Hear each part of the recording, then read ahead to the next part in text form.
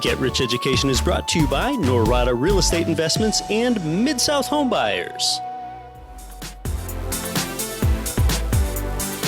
Welcome to Get Rich Education with Keith Weinhold, giving you information and ideas on the investment that has turned more ordinary people into millionaires and billionaires than anything else, and can provide you with more wealth and happiness than you ever thought possible.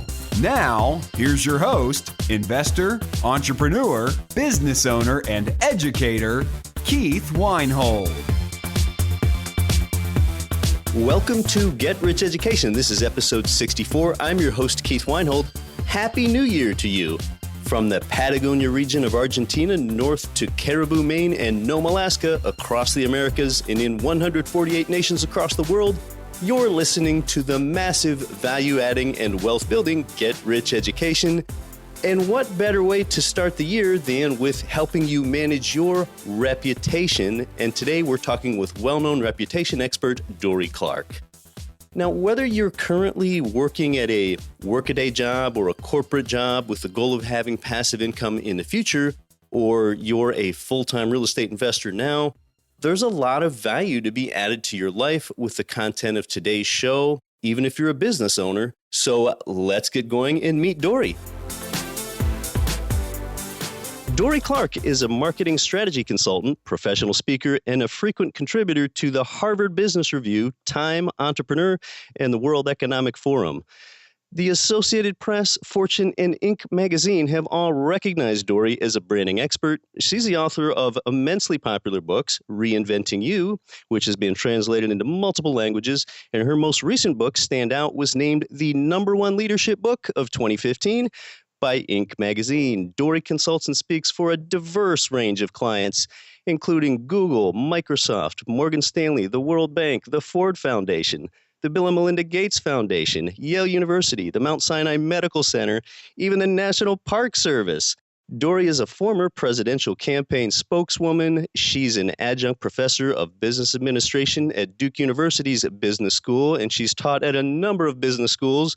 If I continue to go on with Dorie's accomplishments and accolades, we're never going to get to meet her, so let's meet her now. Welcome to Get Rich Education, Dorie Clark. Hey, Keith, thanks for having me. Dorie, now you've been so widely recognized as an expert on personal branding. And, I think that term personal branding, when some people hear that, they want to be a cynic. To them, it's like a personal brand. That seems kind of flaky. I don't need a personal brand. I'm just a regular employee at a regular company. I really just want to make some money. I mean, why in the heck do I need a personal brand? Well, I think that one of the reasons why the term personal brand has sometimes gotten a bad rap is that people assume that the connotation is that if you have a personal brand, that somehow it's saying that that's the equivalent of a corporate brand, that, you have to sort of position yourself like a soap or a detergent or something like that, when in actuality, personal brand may be the modern term that's used, but essentially what we're talking about is something that has existed from the beginning of the time. It is simply a synonym for your reputation. And I think that most people in business recognize that your reputation actually is pretty important. And so if you are developing a burgeoning career as for instance, a real estate investor, having a good reputation is actually one of the most valuable assets you can have in the marketplace, because when people hear your name, they'll know they can trust you. They know that you're a person of your word. You are the kind of person that they want to sell to. Nobody wants to sell to somebody that is going to cause them a million headaches and problems and things like that. So having a good personal brand actually can put dollars in your pocket. Yeah, it's pretty funny. I think of personal brand and reputation as being synonymous terms. If someone says that they don't care about their personal brand, you're kind of thinking to yourself, oh, so you mean you don't care about your reputation? And that's the kind of thing that gets a person's attention because your reputation often precedes you. So what are some of the best techniques for managing a brand?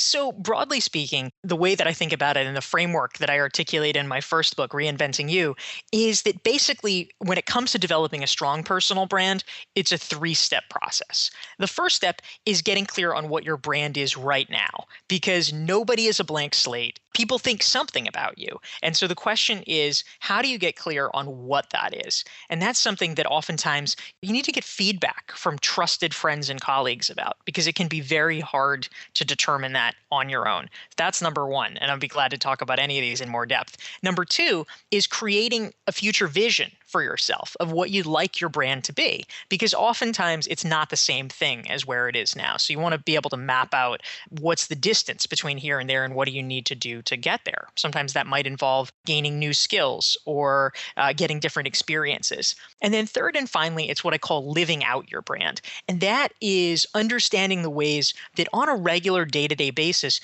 you can make sure that the message about who you are and what you're capable of is getting through to people. And that's by taking on activities like, for instance, taking a leadership role in a professional association or starting to write or give talks about your ideas so that other people can really see how you think and what you're made of.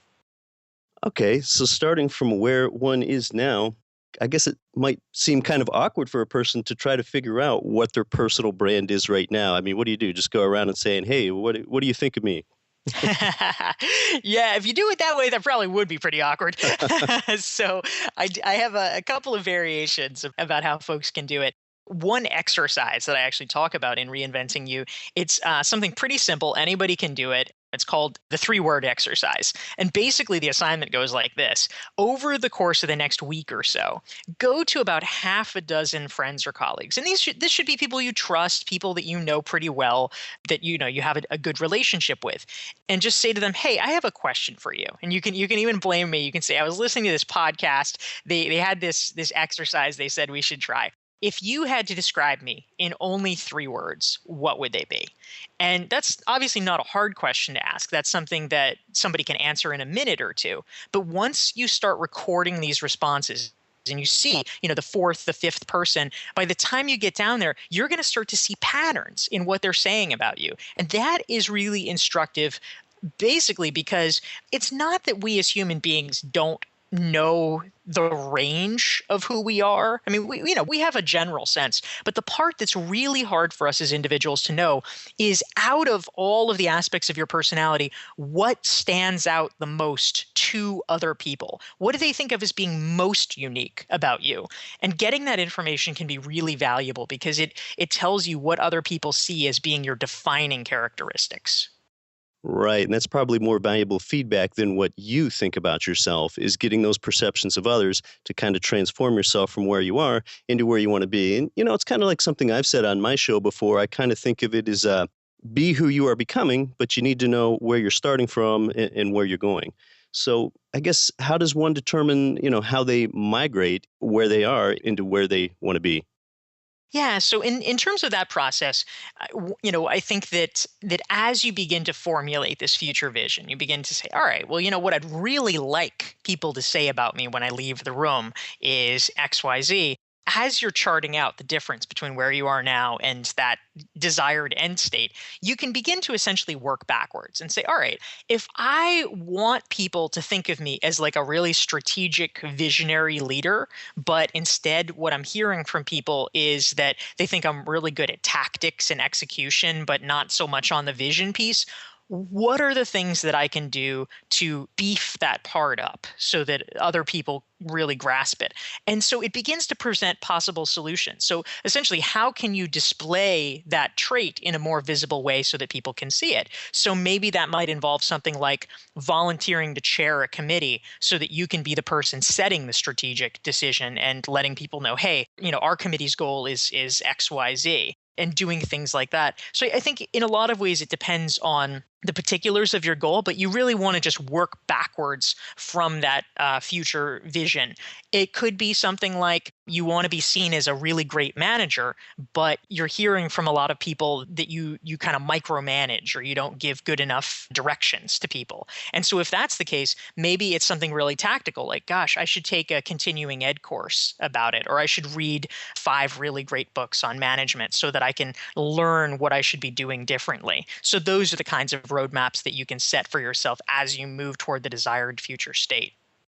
Trying to think of how to ask it. How do you make sure that your brand represents you well? For example, if you want to be some visionary leader, but you know through maybe taking Colby tests and things like that, that no, you're kind of better as a tactical finisher. Does that mean you need to stay a tactical finisher, or can you truly just continue to migrate and try to be who you are becoming if you want your brand to be a visionary leader? Yeah. So essentially, I guess, to a certain extent, your question is about how much is your personality your destiny in some ways. Yeah, well said. Yeah. So I think the first question that I would ask myself if I were in that situation is number one, how much does my goal really matter to me?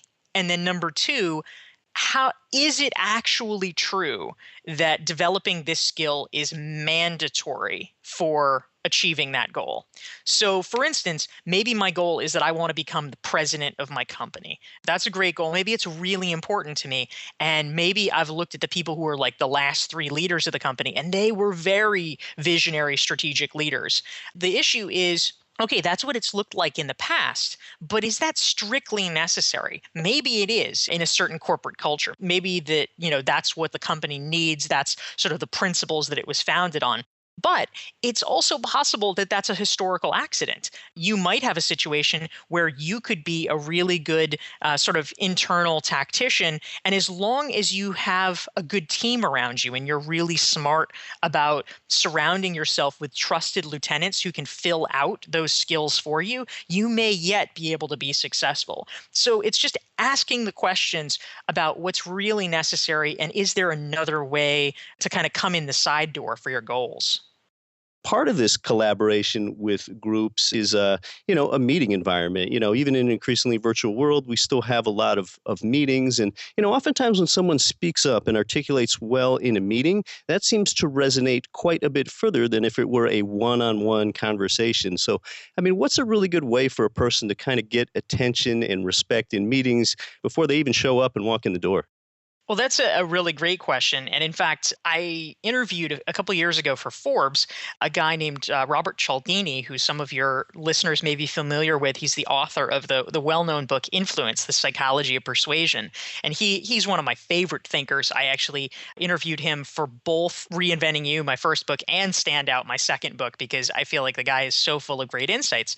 But for this Forbes piece, I asked him the question, and what the topic of the conversation was how do you get people to like you immediately? This is kind of, an important question. You meet somebody, and sometimes, just we've all been here, right? Sometimes things just kind of go haywire and you walk in the door and you just feel like, wow, this person doesn't like me or this person doesn't respect me. And from minute one, you're having to kind of overcompensate for that. And that is not the situation we want to be in. You want to try instead to do everything you can to tee it up from the beginning so that the minute you walk in the door, people treat you with respect. They're like, oh, wow, Keith, it's so great to have you here. We're so honored. How do you get that? And so what Robert Cialdini told me is an interesting strategy. And that is a few days before you meet somebody for the first time, for instance, if you have a meeting set up with them, what he suggests doing is sending them an email. And the email should have a headline that is pretty much guaranteed that they're going to want to read it. So it should be like, in advance of our meeting on Thursday. And so this is just a short email. This is not something that is so exhaustive that they're going to say, oh man, I'll get to this later. It should be just a paragraph, maybe two paragraphs tops. And basically what you want to say in it is, Keith, I'm so looking forward to our meeting on Thursday. In advance of our meeting, and in order to make it as productive and as efficient as possible, these are like magic words here that nobody can say no to, I wanted to give you a little bit of background information about my experience with, insert topic that you're going to be discussing. And then from that point on, you can go on to essentially cite your credentials. I did this, here's my background. And the reason that this is effective, he says, is that there is a difference psychologically, in terms of how people perceive written information versus information that is presented orally. If I walked into the meeting and I just started reciting my bio to you, you would probably think that I was a conceited jerk. Just like, oh, Not a great first impression. Yeah. yeah, exactly. All she wants to do is talk about how great she is. But if you do this on paper, and especially if you do it under the rubric of how to make your interaction more productive, then it's like, oh, wow, thank you for making me aware of this, because now I know what your background is, so I can ask you more intelligent questions, or we can have a more intelligent conversation. So doing that is one of the best ways that you can stack the deck in your favor and make it more likely that from the outset, the person is going to be really pleased to be talking with you. That's a really great idea. I think of my listeners and I think of myself prior to visiting a real estate investment market. Sometimes I can tell I made a pretty good impression on people. With some of them within 15 minutes, they ask about, wanting to buy a commercial spot on my podcast. And others, I can tell that, things just went okay. We just kind of went through the motions and went on a tour. So that's a really great idea to set the stage up early, let them know what your qualifications are, and you can still come off and appear as very modest and likable that way. Now, Dorie, I know that there's something that you've discussed previously, and it's basically called the Wingman Strategy, which kind of helps give one a reputation that precedes them. Tell us about that. Yeah, thank you, Keith. So this is actually another piece of great advice from the psychologist Robert Cialdini, who collaborated on a paper with Jeffrey Pfeffer from Stanford. And what they discovered is that just as people receive information differently when it's presented in a written format as opposed to orally, people also perceive information really differently if I'm talking to you about me, or if someone else is talking to you about me. And so here's what it could look like. Basically, if I go to a trusted friend or colleague, my wingman essentially, and I say, hey, at the next conference, at the next networking event, let's make a pact. I will focus on talking you up if you do the same for me.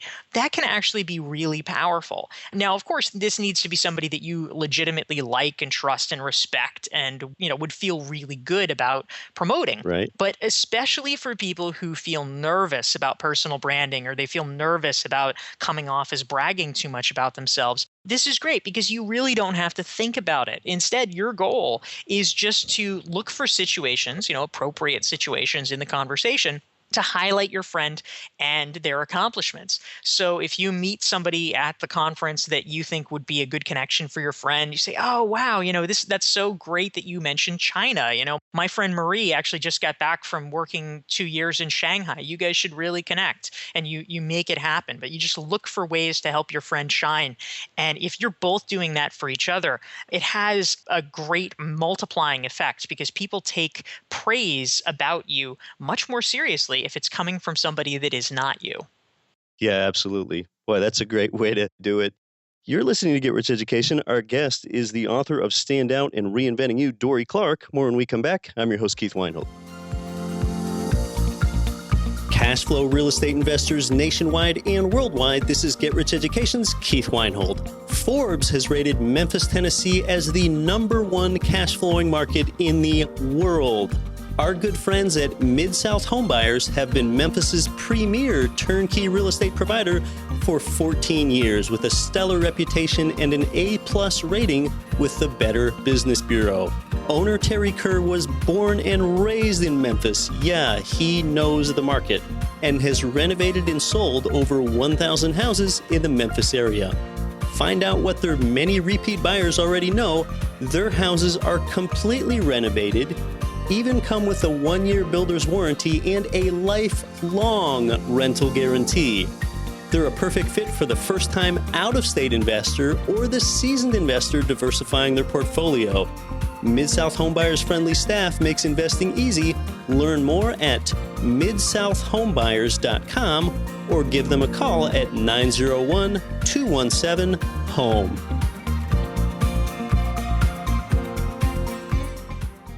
Are you having a hard time finding great investment properties? Unfortunately, the best deals are rarely found locally. Successful investing begins with the right properties in the right markets. Norada Real Estate provides everything you need to invest in the best deals across the U.S. Our simple, proven system will help you create real wealth and passive monthly cash flow. Get your free copy of the ultimate guide to passive real estate investing at noradarealestate.com/guide. That's NORADA realestate.com/guide. This is Entrepreneur on Fire's John Lee Dumas. Don't follow money. Make money follow you with Get Rich Education. Welcome back to Get Rich Education. When she was 14, Dorie Clark entered Mary Baldwin College's program for the exceptionally gifted. When she was 18, she had already graduated Phi Beta Kappa from Smith College. 2 years later, she got her Master's of Theological Studies from the Harvard Divinity School. You can follow her on Twitter. It's at Dorie Clark. That's Dorie. So, Dorie, we're talking about reputation here, and which is sort of synonymous with personal branding. And I've kind of been thinking about this over the break a little bit. We talk about passive income here a lot on Get Rich Education, especially building that through real estate. I think when you've got a reputation, especially one that sort of precedes you, it kind of works for you like passive income does. You have it out there working for you while you're not working. Yeah, I think that's a really apt analogy, actually, because it also shows the value of investing today so that you can reap the benefits down the road. The things that you do today to build a strong reputation, to build a strong brand, will definitely pay dividends. Let's say you make a commitment now to write one blog post a week, sharing your expertise related to real estate investing or something like that. It's not a huge amount of time, but that commitment as you do it, by the second year, the third year, the fourth year, you've got multiple hundreds of articles out there just from search engine optimization alone. A few years down the road, even if you don't even do anything more, you're still going to be getting people who recognize your name, who find your information. It's kind of like putting money into the stock market when you're 20 and just letting it sit. And when you're 60, you say, wow, compound interest rocks. Yeah, that's right. So, well, we've kind of turned the corner a little bit into virtual reputation. I think we had been talking more about in-person reputation and branding previously. And things are a bit easier now if you want to go ahead and get your work out there. I mean, there's so many more tools today for doing that and enhancing your brand and giving the world a feel for who you are. With LinkedIn's on-publish tool, for example, it's gotten a lot easier to do that. What are some of those tips and techniques for improving one's virtual reputation? I think it's a really important question, Keith, because even 10 years ago, it wasn't such a big deal. But today, you really have to manage both facets of your reputation. You have the in-person reputation, which people have always had. What do your friends and colleagues, the people who are directly doing business with you, what do they think about you? Are you comporting yourself with integrity? Do they think that you have a smart perspective on the market, that kind of thing? But more and more, you also have to be conscious of your online reputation, because we are, all of us, faced on a daily basis with people who, if they schedule a phone call with us, if they take a meeting with us, certainly if they're going to do business with us, they're going to vet you first fairly extensively online before they even agree to take the next step. They don't want to waste their time on somebody that would be a bad fit or a bad prospect or a bad partner for them. So what can you do to make sure that your online reputation is as stellar and well cultivated as the care that you've put into your in-person reputation? I think there's a few important things. The most important is I am actually a big believer in creating content. And the reason for that is both a sort of proactive and a reactive one. And a very basic reactive one, let's hope that there's nothing bad about you online, but there's a lot of things we can't control. I mean, one of them, for instance, is, let's say there's somebody who's a criminal that has your same name that might not even have anything to do with you. If something like that comes up, certainly it can make life pretty difficult for you. And so certainly it's even worse if it actually is something about you. So how do you prevent that from happening or take action if that has happened? Well, really the only thing that you can do, it's very hard to get things off the internet. I mean, certainly if it's legally untrue, if it's libelous, you can get lawyers involved and try to get it taken down, but that's an onerous process. And if it's a matter of opinion, well, people can post what they want. But the thing that you can do, which is extraordinarily powerful, is you can drown out the bad stuff with good stuff. Meaning, if you put yourself on a very diligent schedule of creating all kinds of content, that could be blog posts on LinkedIn, it could be opening a Twitter account and posting on it regularly about your field, about real estate investing, whatever it is, about a certain geographic market that you focus on. You could go nuts with whatever you wanted. Maybe it's Instagram, since a lot of real estate investors would want to be showing off pictures of the things that they're doing. It could be a podcast like this, but if you're creating valuable content that is tied to your name, that is what's going to be rising to the top. And anything negative, either that exists now or might exist in the future, is going to be stuck buried at the bottom. And that is really powerful because most people are not going to go beyond page 1 or page 2 of your Google results. If you can flood the zone with positive, on-point content that shows you as an expert in your field, that goes a long way toward establishing a very powerful reputation for you. Yeah, this is really important stuff, whether you're still working a day job and you want to keep your career opportunities open, or if you're an aspiring real estate syndicator and you need to find partners and investors in your deal. This is huge, both in person and online. I mean, it's a lot more important in person because people just don't work for the same company for 30 years like they used to. You know, you might be thinking, oh, everything's cool with my boss. He knows a good worker. I work hard for them. But things are a lot more interchangeable than they used to be. People just don't work for the same company forever. That's exactly right.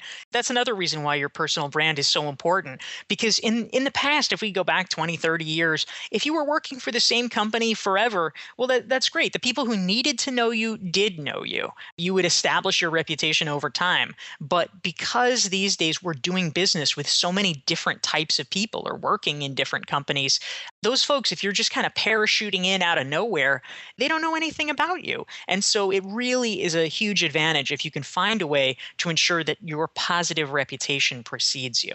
Yeah, that's right. If you do an in-person interview, it's you and another candidate. Well, that hiring manager is, probably going to do quite a bit of research online before they even interview you, and maybe after they interview you too. And if both candidates are liked equally, but you stand out well online, you've got a lot of great content that really shows who you are, that's really going to help you out quite a bit. Dorie, and you might know people like this in your life too. I have a few friends in my life who I know they like to say things like, oh, I don't use LinkedIn. I guess I have an account that I set up a while ago. I don't ever check it. Or, yeah, I've got a Facebook account, but I'm not really on it. I mean, these are really important tools for getting your brand out, getting your message out, and multiplying yourself at the same time. Yeah, absolutely. It does not pay to be a Luddite these days. I mean, that being said, I think that it is understandable to focus, and that's a little bit different. I mean, I think sometimes there's a feeling of pressure that, oh my gosh, I have to be on every platform, I have to do everything, and as a result, people kind of overcompensate and they say, well, I'm not going to do any of it. Right. And I think that's the wrong move. I mean, it's true that you don't have to be on 10 platforms, but the opposite of that shouldn't be being on 0 platforms. It's useful to pick a couple. LinkedIn is, probably the best one for professionals, but LinkedIn and maybe 1 or 2 other things, and just focus there. Don't worry about it. You don't need to be making Vine videos if you are, a professional looking to do business opportunities. But it's important to have at least a toe in the water of social media. Right, because if a person has little or no social media profile, or if when you Google their name or try to learn something about them and you find little about them or you find absolutely nothing about them, I mean, that might be half as concerning as finding a whole lot of negative information. These days, it's actually really concerning to employers if they can't find much information about you online. Almost everybody, just by dint of existing, has some kind of a paper trail. And so if you don't, you are the exception, and they are going to wonder why. I consulted a few years ago with an organization that was hiring a senior executive. And when they were getting ready to make him an offer, before they did that, they decided they would do a Google review just to make sure there were no red flags. And when they couldn't find any information about him online, they freaked out, and it actually delayed the hiring process by multiple weeks because they wanted to go back and find other references and talk to them because they had become very concerned that he might be fabricating his background because they thought it was just so strange that he had no paper trail. It turned out that he was being perfectly upfront, and he had done everything he said he had done, but he almost lost the job because they were so disturbed by his lack of presence on the internet. We're an investing show. Investors don't like uncertainty. And if you're trying to learn about a person or doing business with a person and there's nothing out there about them, that brings a great deal of uncertainty. And no one likes that, investors included. Absolutely. You want to mitigate people's perceived risk in doing business with you, and making sure that you are present on the internet, that you are creating content that shows how you see the world, that you are knowledgeable, that you are informed, that you have a thoughtful perspective on things, is a really good way to make people feel like they know you, even if they haven't spent that much time with you. It just increases their perceived sense of comfort. Reputation and personal brand is so fragile. It's that attribute that can take 30 years to build and yet 30 seconds to tear the entire thing down. So it is just unforgivingly fragile. That's why I think our discussion is so important. So, as we're winding down here, Dorie, any other things that a person can do to best manage, build, or get their reputation to where they want it? Well, I think that one of the things that I've found to be really useful, and this is something that I talk about in my most recent book, Stand Out, is that when it comes to really, building your brand, spreading your ideas, that is a process that ultimately begins with having a small group of trusted advisors around you, because those are the people that are going to be able to really help you learn, grow, determine which of your ideas are good ones and are worth pursuing and which ones are not. And so if you have that in your life, it's an incredibly valuable resource that helps propel you and your reputation forward. They can basically be your ambassadors in the world. And if you don't have that, it can be really hard, because you're just operating in an echo chamber and making your own guesses, some of which are going to be good and some of which are not going to be good, and you won't really know the difference between them. So I think that taking the time to develop, personal board of directors, a mastermind group, whatever you want to call it, is something that can really pay big dividends for your career. Oh, that's another good idea. So, I think I kind of consider time as perhaps one's most important, I guess I'll call it resource in life. If that's true, then maybe reputation is the most vital attribute that one has. Absolutely. It's really crucial. And I'll also mention that for folks that are interested in diving into building their personal brand, their reputation in the marketplace, I actually have a free resource on my website that folks can download if they'd like. It's a free 42-page workbook based on my book, Stand Out. And people can get that for free at dorieclark.com, which is DORIECLARK.com. Yeah, and Dorie has a lot of terrific resources at that website. Dorie, is there any other best way my listeners can connect with you? Yeah, thank you, Keith. I'm also on Twitter at Dorie Clark, and on my website, I actually have more than 400 free articles that I've done for places like Harvard Business Review and Entrepreneur and Forbes. And so hopefully people can find some good tips there that they might like. All right, Dorie. Well, I think all my listeners got a great return on their time invested today. I sure did. Thanks so much for coming onto the show. Thanks. Great talking with you. I've heard some say that your reputation is in the hands of others and that your character matters more, which, I'd agree with a lot of that. And your character is something that you can control. But, you want your reputation to reflect your character. And as you've seen today, you can certainly affect your own reputation. And some things are just obvious professional courtesy. I talk about your return on time invested a lot here. Well, do you show up to meet others on time? I mean, that's a huge thing to me, because it kind of means that you respect other people's time. Are you more of a giver or more of a taker? Giving first, that usually leads to reciprocation. And for those that continually don't reciprocate toward your giving, well, then they probably aren't the people that you want to be doing business with anyway. And personally, I like to give to the givers first. Having a great reputation is a form of wealth that almost can't even be quantified. So I hope that you found some actionable content today to help make you more successful. Thank you for investing your time with Dorie Clark and I today. And until next week, I'm your host, Keith Weinhold. Don't quit your daydream.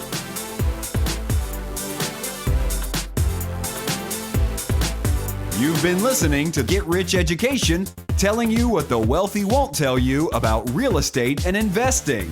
If you enjoyed the show, please take a minute to visit iTunes and leave your comments.